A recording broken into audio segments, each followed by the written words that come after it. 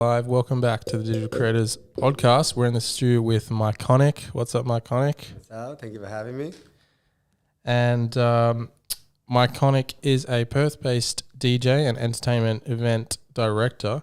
Mikonic owns Artisia agency, an entertainment agency formed in 2021. The 1 year anniversary will actually be celebrated Sunday, the 11th of December at the Art Gallery of WA Rooftop. So super keen for that. And in this episode, we're going to talk about Mykonic's background, personal branding, marketing yourself as a creative, Artisia agency, and more. So yeah, super keen. Awesome. So yeah, like how did you get into like the DJ industry? How did you start? What's your story? Background. Your background. Yeah. I've been doing this for a really long time. I started off as a little kid. Music's been running in my family for so many years. Like, I myself, my whole life, it's been a thing. My dad, my family. Yeah. Okay. Yeah. Music's been in my family since I was born. So I'd go, around. My dad, he's a singer. My brother was an event coordinator and a DJ himself. So I kind of took a leaf out of his book. He taught me how to DJ at 9 years old. From there, I ran with it. I started playing house parties, the usual path, and then started doing like under 18 events. So that was a massive chunk of my background in entertainment. But then I turned 18 and it started to get more serious. The conversation about what I want to do started to come up. I finished school, got into the nightclub scene. And then from there, I realized that I really love branding. Yeah. And it was beyond, it was this synergy of music and the brand. Yeah. And then that pivoted to all these other directions, which is events after a while. So from being 18, getting into the event scene, going to uni, studying branding. Oh, you studied branding at uni? Yeah. Oh, okay. Yeah. I just graduated earlier this year, actually. Is that a course like branding or is it marketing? Marketing and advertising. It's my primary, I guess, takeaway from that was the branding aspect of that degree. Because I got to say, like the one thing that I noticed about you that you're doing like super well is the personal branding. Thank you, mate. The way you brand yourself, the way you market yourself, and then also you've taken that into like your agency as well. Just like super clean, on point branding. So it's super cool to see. And I think what a lot of listeners of this podcast can take away from this episode, because I think we'll focus on a lot, is that personal branding aspect, because I think it's super important for creatives, especially in today's age. Definitely. I think that's the one thing that I guess will decide how far someone goes is how they're perceived out there. And that was something I've always had a passion for, identity and curating a brand. So when I started off DJing, it was, I was naive. I wasn't sure how I was doing things, but I was just doing it. I knew, I want this to look like this. I want, a cool logo to represent my name. And then it went from that to building entire identities, like from the photo style, the video style, what music, because it all makes this big package that symbolizes you. Like what makes you is all these little facets of you. And that's something it was subconscious at first, but now I recognize that, and I've taken that and ran with that in all my projects. So brand's the most important thing, and if you're not taking it seriously now, you watch yourself level up when you do. Yeah, for sure. I always look at it like as an artist, you kind of got to have, you actually have to have two things, and it's almost like a balance between the two. You got to have the artistic ability, the skills, and then you got to know how to market yourself, because I know a lot of creative people that they have that creative ability, but they don't really think of marketing themselves, so it kind of hinders them from actually making it in the industry and getting paid as a professional. 100%. But then on the other end, there are people who you can focus too much on the marketing, but you got to have the creative skills as well to do it as well. 100%. You need the product to sell. Yeah, exactly. But if you don't have the product and you're trying to sell something, then you fall short there, because you've got nothing to sell. Yeah. You know, You can have you can have the look, but if you don't have the skills, then you're not going to really go there. Yeah. And you actually have to have what you're trying to sell and sell it well. Yeah. And it's finding that good, middle mark to do both really good. And that's what you get better at over the years. Like you've got you can have some of the best creators, but if they don't know how to make what they create look good or tell people why they need it, just sell it, then, they're not going to get it out there. No one's going to want to take that on. You're kind of going to be like a starving artist in a way. Yeah. If you don't know how to market it and sell it as a product, you'll fall very short. Branding is what justifies high prices. Branding is what justifies someone to buy something. Like it's a massive statement of why people get what they get. Like, yeah, for sure. I think when you're just starting out as a creative, I think, I don't think it's important to focus on like the marketing too much. Just like get your skills up, learn it, like spend the time doing that. But then, you're going to get to a point where, you want to take it to the next level. You want to be professional and get paid doing it. And I think, especially in today's age of like social media, it's like super important to learn branding. And I think a lot of artists, they miss out on opportunities because they don't learn personal branding. So what was kind of the process for you for, branding yourself? And like, can you talk about the specifics of your brand? Yeah, absolutely. Well, just firstly, get good before you try to sell yourself. And by get good, I mean, naturally, it will organically lead to growth. But my journey is quite interesting. I started off, like I said, I was under 18. I was in the scene. I turned 18. I played for about a year in the scene, and I realized how, I guess my identity wasn't where it was at in terms of being an artist, in terms of having the right product. So when I was saying earlier, you have to have something good to sell before you try to sell it, right? I didn't have that. So I dropped off from the industry for a good year and a half.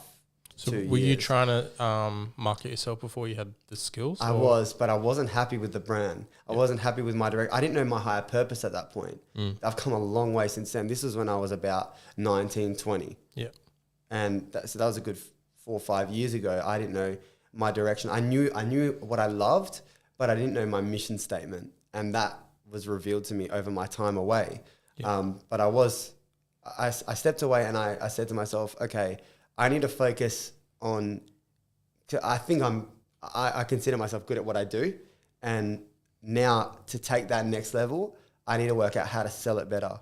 I stepped away, and then when I came back, I built a small team to help me push my brand. So I had someone on my, designing content for me when I couldn't do it myself. I had a videographer, I had a photographer, I had mentors, I had people to help me push a new direction. And then I came back into the scene with, I guess, a new bounce to me. I had new energy to me that I realized that it was so important to find my new identity and work out how to sell that. And I did that. And that's what I guess helps me grow my brand and get to where I am today. I've got a long way to go, but at least now I've got the right framework to move. Yeah, for sure. And it worked out. It started off all with making sure I was good at what I was doing and then working out how to sell it. And that's the most important thing. That comes into content, branding, it all works hand in hand. Yeah, for sure. What age were you when you kind of took that step back? I was fresh 19. 19. Yeah, because I think as creatives, it's important to give yourself that ability to take a step back in order to move forward. 100%. You can, like, I know a lot of creators can get sort of lost in the content, like, oh, if I stop what I'm doing, I'm not going to make as much. They think they're not going to make as much money, or they're going to lose followers or likes, or like whatever. But it's actually, it's kind of like a long-term strategy that you kind of have to partake in, which is like taking a step back, figuring out what you want, your direction, and then like going back out there with a sort of new direction. Yeah, definitely. Well, the thing is, what some people might forget is that growth is organic. Like it's a result of doing a good thing, right? And you need to do the good thing. And if you feel like you're trying to push something that's not a good product, then it will fall short and you won't grow. I think it's obviously being consistent in it as well, consistently putting out a good thing that will result in growth naturally. But yeah, when you see something's not working, it does make sense to just pull back and say, okay, what am I doing wrong? How can I grow? I think it's a smart way to go about being a creative. If something's not working, take a step back and recalibrate. It's not saying that you should change what you do in terms of what you create, but more so how to sell it differently. And that might mean a new brand strategy. Yeah, for sure. Yeah. And even for myself, like a couple of years ago, I did that. I took a step back. I chose a new direction, and I went in that direction. And it was the right thing for me. And a couple of years later, I'm kind of in that position again, almost where I'm like, I'm taking a step back now, and I'm like figuring out like my next one. I'm gonna go like even bigger and sort of harder. So it's almost like it's gonna be an ongoing thing. I think. I mean, huge brands do it all the time. They rebrand themselves to like fit the social like kind of what's going on in the world. They like rebrand themselves. So I think even as creatives, we're always going to be in that process of redeveloping ourselves, redeveloping our brand. No, definitely. Taking that step back, recalibrating, it's something that everyone of all scale do. You got the biggest brands in the world. They're always refreshing their brand. They're always implementing new aspects of their brand, and they're changing with the times. And that's anyone. That's all creators. All creators have to do that, or they will fall short and they'll find themselves stuck and not knowing where to go. You do have to be mindful that the world won't stop, and you need to work out how to keep up with it. And if it means stopping for a second to recalibrate and work out what you really want, you'll fall in love with it again. You'll find a new win and you'll keep up. You have to do it, otherwise, you fall short. I almost think personal branding is one of the most difficult branding that you'll ever do, because it's like you're literally defining yourself. You need to actually know exactly who you are and like that one thing that you want. It's actually not a lot of people know how like difficult that is. 100% it is. So the thing is though, what I notice a lot of creatives do, and this is a pretty big point, they don't know how to differentiate their personal life with their personal brand. Personal brand, everyone has a personal brand, even non-creators. Right? It's just your identity and what makes up you. And I realize this, artists will post a lot of their personal life on a profile that should be their business. Yeah, I mean, like technically, no one cares about your personal life. It's not that. It's just inconsistent to the messages they're trying to sell. One thing I started to do, it was a non-negotiable for me when I came back into the scene. At least I started pushing for it again. Was work out what my mission was, and make sure all the pieces of content that I post, that I create, they align with that. Yeah. And, this comes in another context. I was working on other projects at the same time, and I realized they didn't align with my brand. And I figured I'm spending energy and investing my time into this, and it wasn't serving me. And I actually went to one of my mentors and I asked him, I said, so should I be working on multiple projects at the one time, or should I put all my eggs in one basket and just focus on the one thing? And he said to me, work on multiple projects, but make sure they support the same vision. And that was when I was recalibrating. I was in that period, I stepped back. And from then on, I did that. I made sure everything that I did supported that one vision, right? My mission statement, it supported that.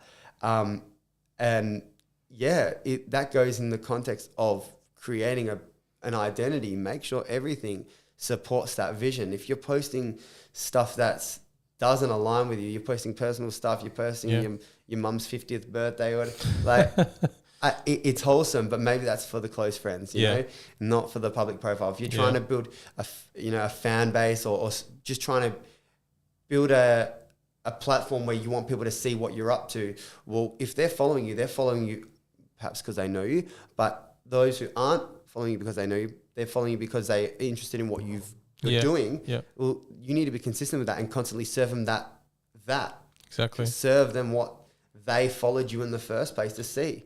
Yeah. It's almost like with your personal brand, you're creating content for people who don't know you, and you're kind of promoting that one mission that you're on. Yeah. And yeah, even for me, like I've got a few Instagram accounts, but those accounts, you have to post content that serves that one goal for like whatever account. Like 100%. You need to be consistent with the message that you're that you started in the first place. You're right. If each brand has its own goal, its own voice, you have to speak in that voice. You can't constantly be swapping and talking about different things. It has to align to some degree, the brand. Is there anything like else that kind of helped you figure yourself out? Because for me personally, travel was a big thing for me, trying to find my identity, finding out what I want to do. Also connecting with like new people, like-minded people, like surrounding myself with people that helps me do that. So is there any advice you can give to creatives that would can help them find their personal identity and create their personal brand? Yeah. Well, you got to think why you got into it to begin with, right? That's the core. That's the root of all of it. Why did you start? You work out what you love, and then you run with that. You need to know exactly what you're doing it for. So know the core, the why, and then that will fuel the rest of your direction. So know the why. Yep. If you don't know the why, then you're already stuck. Know the why you're doing this, and then work out who you want to sell it to, who's your audience, and then your direction will come from that. Yeah. That comes in the style of content, the way you reach your audience. Like for me, it was working out that, I love music. I love entertainment. I want to bring something new to the space. What is that new thing? In my opinion, I feel like Perth is disconnected from the rest of the country. Over there, it's extremely competitive. The bar is really high. So people are doing some crazy stuff. I'm not saying that Perth isn't doing cool stuff. Perth is doing amazing stuff, but over there's a high concentration, a high frequency of cool stuff. You know what I mean? Yeah, for sure. So I want to bring that kind of high caliber entertainment from outside of home, bring it home. Yeah, for sure. And when I realized that, all of a sudden, each move I made was because of that why. Now that I do that, it's authentic, it's easy for me. The ideas come to me easier. I know what I'm trying to achieve, and I'm problem solving that way, rather than just saying, I love music, I love this. I want to make money. Because it can't actually come from money either. No, you can't. No, if you're in it for the money, you will fall on your ass a lot quicker because you realize you don't love it, and then you realize you're not putting the hours in because you don't love it, and then you just want to move on. You might move on to the next thing. Oh, if you're always chasing money, you're gonna like move from this thing. Oh, this is making more money. Also, like clout as well or whatever. You're like, oh, this is getting more attention. I'm gonna change. It's like, no, you gotta have that like core. You gotta understand your own core values, and you need it to come from there. 100%. Yeah. You definitely need to know the why. That's my biggest thing, I guess. My biggest point to make in terms of finding your identity is working out the why you're doing it to begin with, and then working out from the why how you're gonna get it out there, and being consistent with that, not conflicting that with something that doesn't align with it. And it's in the context of content, anything, the way you talk, the way you dress, the way you go. It all communicates. It's like communication. Yeah, it's like visual communication, branding. Yeah, but it ties into everything. I mean, personal branding is highly it's closely associated with a brand in general, a business brand. Yeah, it's basically turning your identity and what you do into business. Yeah, basically. It is your business. It depends on your medium of art, but in my context as an artist, my personal brand is essentially my business brand. People know me as Mikonic now because I've pushed it, but they know Mikonic as in they know my face. So I've kind of taken my personal brand in terms of Michael. I've taken that out of the picture and put that the Mikonic brand as my only profile. So people only know me as the one profile, and that's helped me a lot in my growth. People know me, they know my face, but they know my face and my brand, my personal brand, and they tie it in with my business brand. And then from there, naturally, work comes because people will associate that. They will know when they see me, when they hear about me, they know exactly what I do, what I'm about. And then from there, who knows where it leads to, you know? Yep. Opportunity comes. Like for me, if you put your personal brand in check, your business brand will naturally grow as well. It's just another pointer.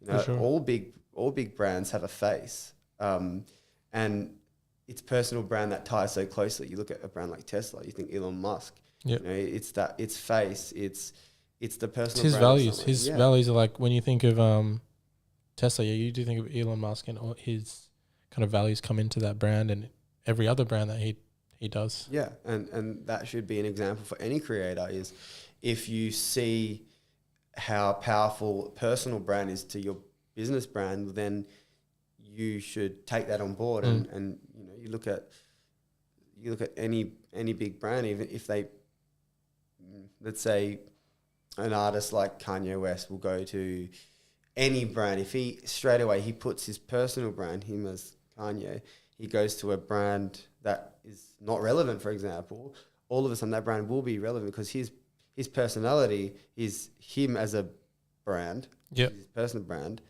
and any designer, they are what creates the value of the business brand in a sense. Well, at least it's a massive influence over that. And it can be a powerful thing when you have that personal brand, you can collaborate with other brands. I'm just thinking of the World Cup now. There was an ad, and it had like Stormzy in it. So Stormzy has a personal brand, and he's collaborating with Adidas for the World Cup. So it's just like you can also think of it that way. Like powerful things can happen when collaboration happens. So as soon as a face goes next to an organization, their momentum, their growth, their brand equity is shared with the other brand. So who you associate with, who you're seeing next to, all that counts as well to brand. And I also want to talk about Perth because there's like a lot of Perth creatives listening, and you were saying you went overseas and you saw kind of the level of entertainment that was over there and you wanted to bring it here. I'm kind of thinking the same, because a lot of people think of Perth and they think, oh, there's not much going on here in terms of creativity. They want to move overseas or move to Melbourne or something like that. And I understand that, but also from another standpoint, there's a lot of opportunity here because it's not happening. Yeah, 100%. There's so much opportunity. This is so interesting when people say they want to move because they want to pursue their art. Look, not saying that it doesn't work. Not saying that it won't lead to growth by moving or more growth. I have an interesting perspective on this. I've got plenty of friends who have moved and they've seen insane growth. But that comes from the context of networking. You go there to meet people, but then you've got people who live home and they're also killing it on a national level. I think we've got the internet. If you want to sell something, you can sell it online, right? It's just working out how to reach people. Moving away helps with networking. See, I landed my first interstate booking just by bouncing to and from the East Coast. And I met people that way. And then from there, I landed my my first interstate booking. But it was here that I built it. Well, I guess kept the relationship going. I stayed in touch, and that was how I made it. So once again, the internet won. So I think we have a city that you don't need to leave to grow. But in the context of growing our city, there's so much room for scale. So, I mean, if you love your city, you don't have to leave to be successful or to at least grow some kind of a brand. Yep. And this is what I'm trying to do in our city. Like you said, I'm trying to bring something from outside of home, international or even national, just from the East Coast, and bring it here to bring something new to the table for Perth. Look, a lot of cool shit comes from Perth. A lot of people can agree. You've got some insane artists that have moved into state purely because of the demand. They've got their labels and whatnot there. Sure, but then you've got massive artists who they bounce around the world. They do world tours. You've got Spacey Jane. They live in Perth, but they're doing world tours. Look, I think there's a room for scale, but it doesn't mean you won't be able to grow on a national, international level. You just need a really, really good product, something that a wider audience can appreciate. And then that's how you break out. It's not by physically being somewhere else. I mean, it definitely helps because like I said, networking, but yeah, it's not the only way. But Perth has a lot of room for growth, and I want to tap into that. I want to help our city be better. We're so disconnected from the rest of the city, the rest of the country. We're so disconnected from the rest of the country that the rest of the country, or at least what I've heard when I go over there, they forget Perth exists. Yeah, that's true. How many creators I've talked to from Melbourne, from Sydney, and they hear Perth and that you're from Perth, and they're shocked. Whereas if someone from Melbourne was to go to Sydney, it's no big deal. It goes to show how disconnected. I guess geographically it's because we're disconnected, but culturally as well. And I figured if we're disconnected culturally, well then that means there's something to bring from there to here. Exactly. And I guess what my brands that I've established, what their purpose is to bring that mission of bringing something new to the table. It's just like my platform. That's my way, my way of bringing that. I actually haven't announced this to anyone, but in February I'm launching a little micro festival to actually serve that purpose. So it's called Lala. It's a Euro summer inspired mini festival, and if it scales, it scales. That's the dream. Yep. But it's essentially looking at what they have over in Europe and then trying to emulate that here, because no one's doing it, and I think we have that room for growth. I would love for something to exist like that here in 100%. Perth. And I figured, well, since no one's doing it and since it's what I love, I'm going to do it. And this is where my passion of brand building comes in. Exactly. This is where my passion for building an experience comes in, and all of those facets, all my interests come together, and that's where I cultivate a brand. That comes in with Artisia.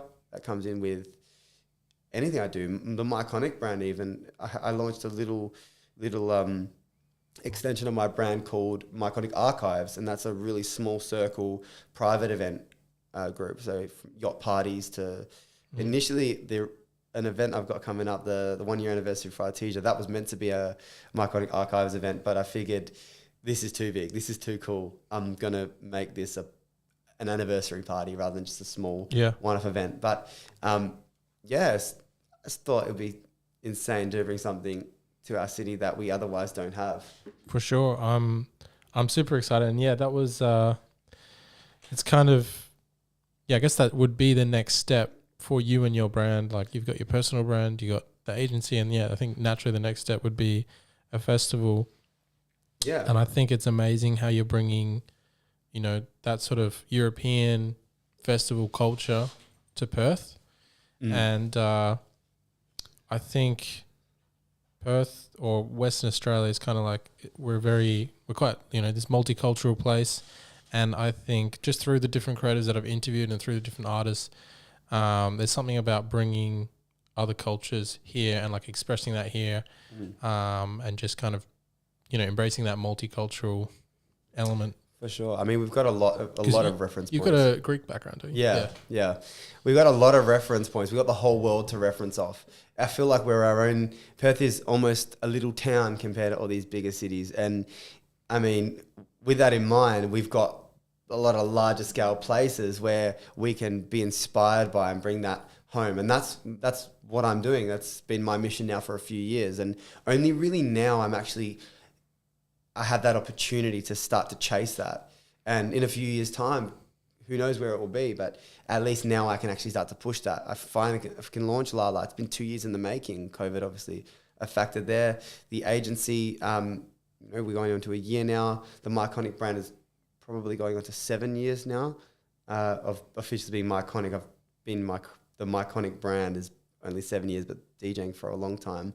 But I guess all of these years of starting to compound on, now I've actually got the opportunity to start to chase that.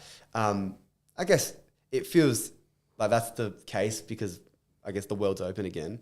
But now it's just one of those time, like if not now, then when type scenarios where it's just go for it. And yeah, exactly. I'm in that mindset right now. I just want to start to do that, bring stuff to the city and don't wait anymore. Yeah, for sure. I think Perth needs it. And I think I saw that event that's coming up on Sunday the 11th, just like the Artisia anniversary. It's happening at the Art Gallery Western Australia.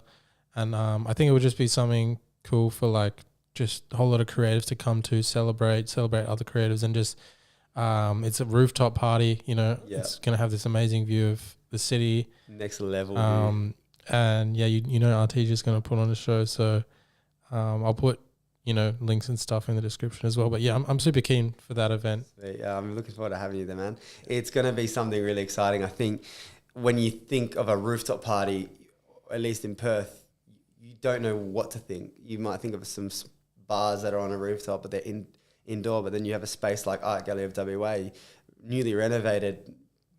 Don't quote me on this. I think only a year of being around. I think it was, yeah. Yeah, and it's a space that not many people know about, but it's next level. It's the commercially available largest rooftop in WA. So you've got a space that overlooks everything. Look, you can see the hills, you can see the museum, you can see Perth, the skyline. You can see everything from this space. And then I was just walking one day and I said, you know what, I want to throw a rooftop party. Yeah. I thought something needs to be different. Like I said, I want to bring something new to the city. No one's doing a rooftop party at the moment. I want to throw a rooftop party. Exactly. And then it was creeping up to a year of the agency, and I said, I want to throw a big party for 1 year of the agency. And then, I said, okay, this is working out. It's working itself out. And then, it's also the fact that it's in like basically the creative hub of Western Australia, the art gallery. So it's like a lot of symbolism there as well. It is, yeah. Cool, I mean, we're celebrating a year of elevating Perth artists. Yep. It's we've got 15 musicians now on board the agency, and we're celebrating a year of elevating them, serving WA in the context of entertainment.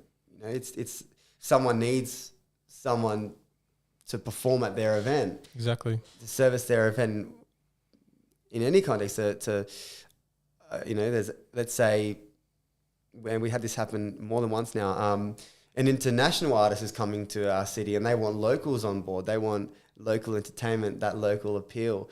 Artisia, for example, Sick Kick was coming on tour to Australia. Artisia was servicing the lineup for their local entertainment, and it's refreshing to see another platform exist for Perth entertainers. If it exists to serve and I think just having that idea of a collective,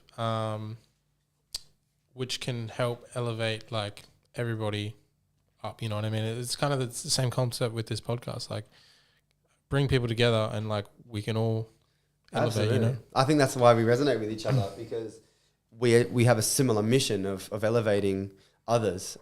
It's important And to we help see each the other. value in Perth as well. We see the value in the city and the creatives. So yeah. Absolutely. I asked this question to myself, should I just leave? Should I just go to Sydney? I love Sydney. I love Melbourne. I recently went to Melbourne. And I thought I could easily fit in. My style of music is exactly what they play over there. Not so much here, that my style, but over there it is. So what kind of snapped me into the right headspace was that I figured Perth is what needs to be elevated rather than just retreating, and that's my mission really is to do what I can alongside other creatives like yourself. There's so many people in the city that are trying to push Perth, and that I think that's an awesome thing. And seeing others do that, straight away I resonate with them, and straight away I want to help them as well, which is why I even wanted to come here to begin with. I saw what your mission was, and I thought it would be awesome to say my part and see what contribution I can have to the creative community. Yeah, for sure. I think it's up to us individuals as creatives to do that. Like we see the potential, and we need to get our, to get that out there and inspire other creatives to do the same and like cultivate that creative community and support each other. And I think that's how we can make Perth like this amazing creative space. Because we really do have so much potential. I think we're already killing it. I just think we need more of it. There's some insane stuff coming out of our city, some insane creators. You've got some of the best videographers, some of the best photographers. Yeah, for sure. Insane clothing brands that I work quite closely with. Insane musicians. Like there's so many from WA. I think we just need more of a platform, and that's what we all need to contribute to. And people will notice. I mean, people already do notice. When I go over east and I'm wearing, for example, a Cabinet Noir bomber jacket and someone's recognizing that, it goes to show that Perth is, although we're geographically isolated, we still can break out of the state. I think we're almost forced to be the best creators because we have to be that good to like get out there because we have certain limitations. Definitely, we have to make more noise than exactly. the rest of the city. Look, we'll always be disconnected from the rest of the country, but I think it's our responsibility as Perth creators to contribute to our city, and that's, I guess, what we're both doing. Yeah, I think also people don't really understand that creatives in this city are kind of a minority, and I kind of started realizing this just from I did some little fashion videos lately, just because I want to post create content around different creative industries, so I'm like doing little what people are wearing in Perth, and it's good. Like you get a lot of like positive comments. So I met like this one guy had like a cool, nice like fit on or whatever, did a little video, and people commenting, "Oh, it was good." But then there was just like unbelievable amount of haters, and actually that happened in another video I did of these young teenagers had this like a cool fit on, and I like did a video. But man, there were a lot of haters like from Perth just hating on that. So it's a shame. It's a shame. I think people just trying to express themselves and being shot down. It's pretty lame, but it's always hate is always going to exist. It's just working out how to manage it and ignore it, but also use it to fuel you, to motivate you, not in a negative context, in a positive way. We all get it. I definitely have had my fair share, but I've used that and run with it and made it my strength. And it's good to have that feedback. Yeah, I think. I think you got to identify constructive criticism and just hate. It's a big difference. Yeah. So constructive criticism, I think it's important for all creatives to like actually take constructive criticism on board. Like for sure.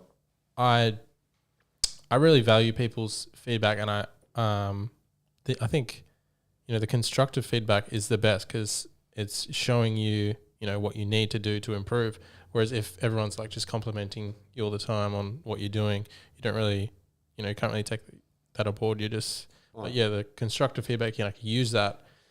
Yeah, I mean, you can get feedback from just if you're posting on your TikTok and you got some random, just like in your context, and someone's hating, even that hate will always be around, not constructive, I guess, feedback. I'm talking hate. Yeah, that will always be around. Yeah. How many? I've posted some reels or some TikToks myself of me creating a live mashup, for example, and someone's shitting on it. And I'm like, well, I'm just doing my thing, man. Yeah. And then because of the feedback he gave, I'm like, okay, cool. I'm going to do more. Like, I enjoy it. Other people are enjoying it. Yeah. And if that's the case, I mean, that's inevitable. You're always going to get hate. But I mean, it's knowing creative feedback, creative criticism, constructive criticism. I guess you can seek that from the right people. You don't need just general feedback from the public. You can. That's where having a mentor comes in. So having some other creators as friends helps. Like you can lean on them for that constructive feedback. You know, looking at the response that you get, the hate from the public, from randoms, complete randoms who have nothing better to do with their time. Those people are hating. That's just a natural result of being seen. Yeah, and just people are always going to have different opinions. 100%. Yeah. But I think, like here in Perth, like if you compare Perth to say Melbourne, I guess, or even more so like New York City, which is like a very creative capital. Like there's more creatives there. I think you would, if you put out some work here, you would get more hate here, I think, than in say those creative places, because maybe they just don't understand, or there's like less like-minded people. There's definitely more people out there, and by out there I mean anywhere else but Perth. More creators. There's a high concentration of them, so I guess there's maybe less of a stigma out there. I think so. It's a shame, but I mean we're just a small city, and that's always going to be a thing where there's less money going around the creative industries here in Perth, that you're going to get less people who are creative, or at least pursuing the art. And when you have less people pursuing the art, you will have more people hating. Different opinions and hating and not understanding where we're coming from. Yeah, definitely. Yeah, I think that's why it's important for us creators in Perth, like stick together, support each other, help each other out, like cultivate the community. We'll all go up. Definitely. We all have to help each other and support each other, and I definitely think that's what we need to do for our city, and we need to definitely push that. And so you went to, was it Melbourne recently? Melbourne and Sydney, yeah. Melbourne and Sydney. So tell us about that. How did that come about? Yeah, so over the last 2 years I've been bouncing to and from Sydney. I've been going to Fashion Week every year. And that's been insane. I've met so many cool people, made a lot of friends, and is it to play for Fashion Week or just to attend?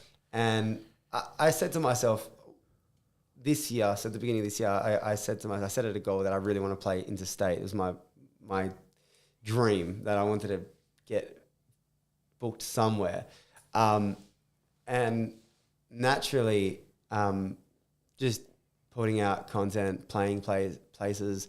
Building my brand, that opportunity did come. I was booked for Wow Super Club at Ivy Nightclub, and The Social, which is another insane platform, which I think it's worth all Perth creators looking at. It's essentially a platform designed to bring creators from around Australia together. So Veronica and Danny booked me to perform at The Social in October, and by chance the Ivy booking and The Social were on the same night. But I brought some of the homies down with me. We went to Sydney, and then we said we're going to go to Melbourne as well. So we want to meet whoever we can possibly meet in Melbourne. We met some really, really cool people that, just a pleasure to be around. These awesome guys.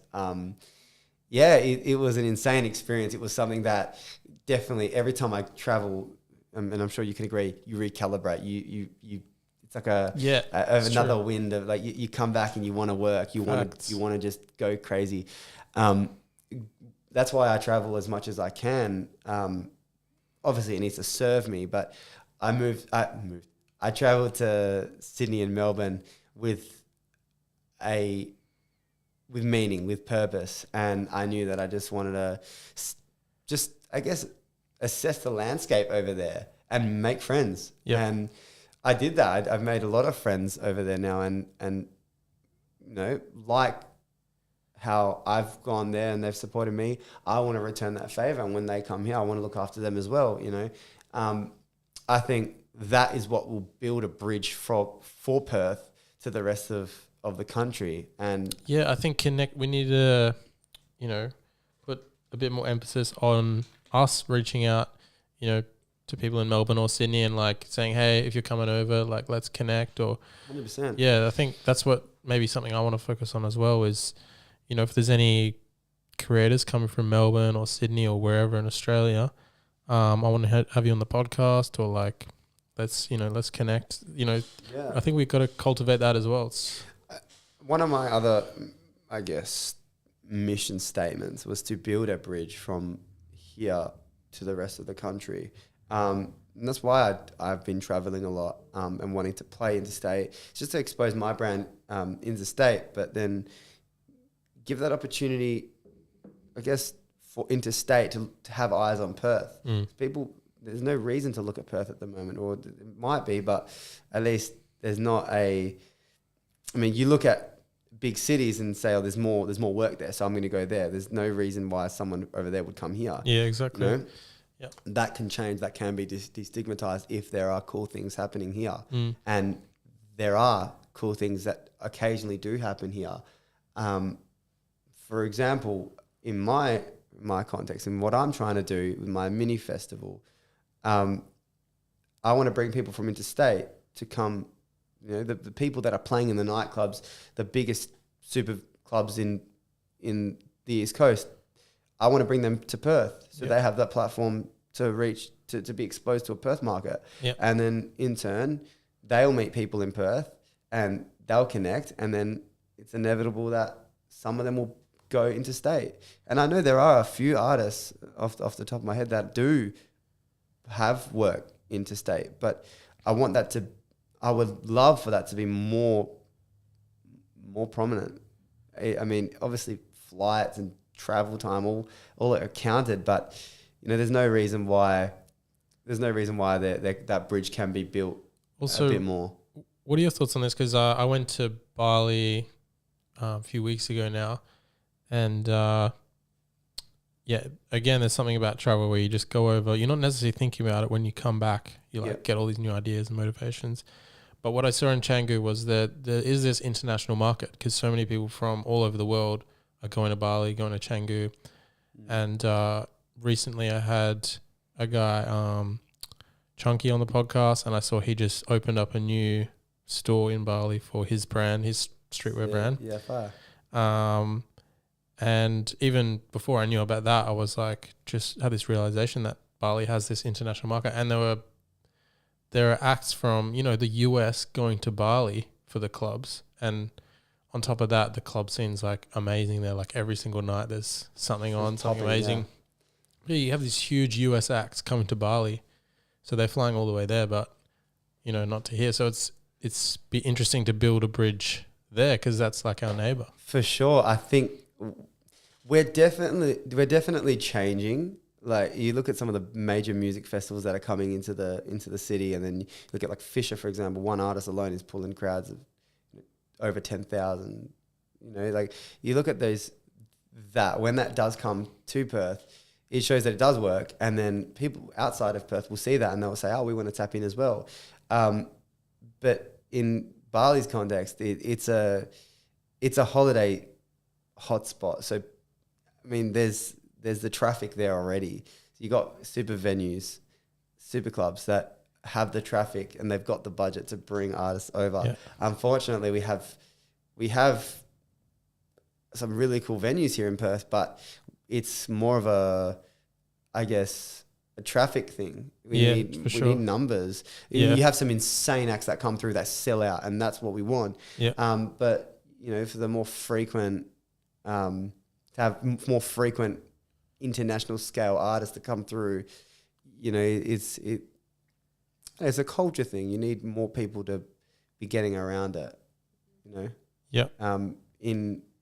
In Bali, they can afford to do every night a massive headline or a massive show, and it's popping because holiday and everybody there's basically wants to go party and it's a space designed to enjoy yourself. In Perth, you can enjoy yourself in Perth, but it's not like specifically for that. Not an entertainment city. Yeah, and that's what I'd like to see change. Yeah, and it will with the right moves. Mm-hmm. Will contribute to that change. Yeah, sure. And with this micro festival, what's it? Is it called Lala? Lala, yeah. Yeah. So can you tell us more about that, like the whole branding and ideas behind it? Yeah, absolutely. I've been to a few cool events, nightclubs, festivals, even in Europe, and I just wanted something that was like that kind of wind to it. I wanted that in Perth,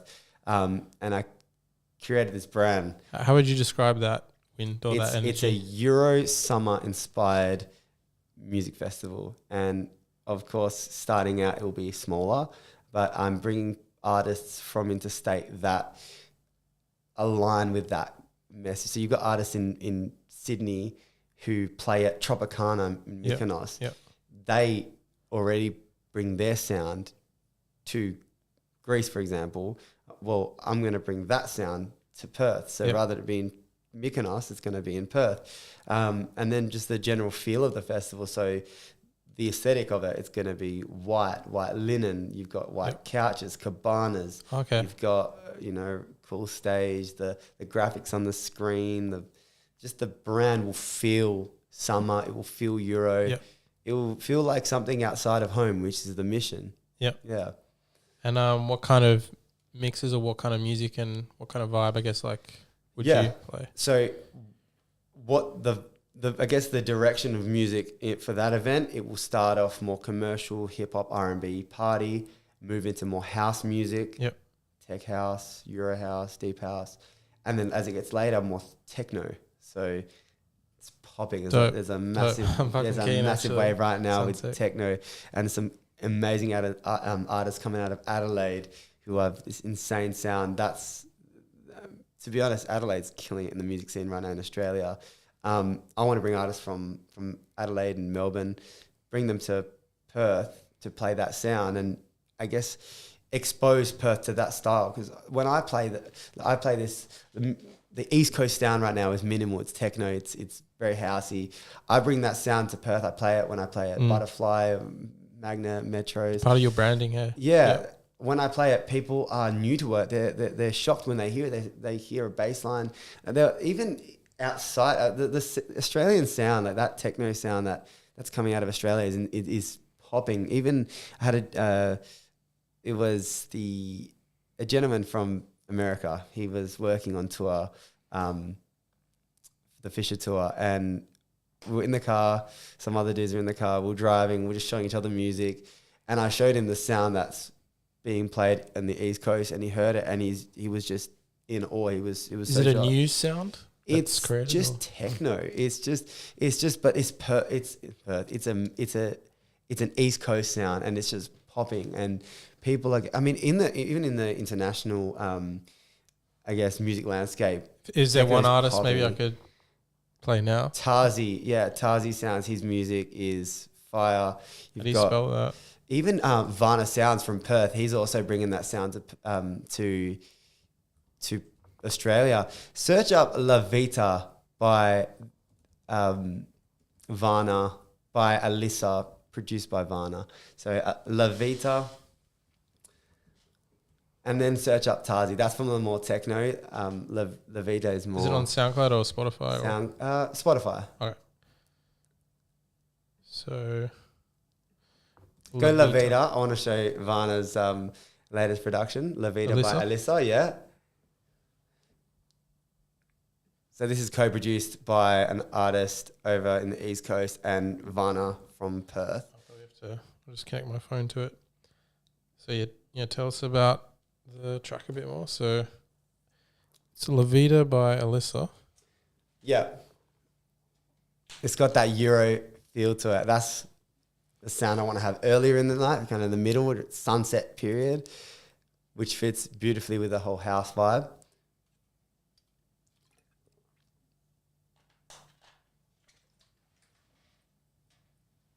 Oh, wait. Connected to the wrong thing. It's chill.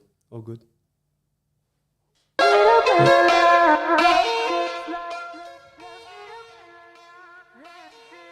Shout out Vanna Sounds.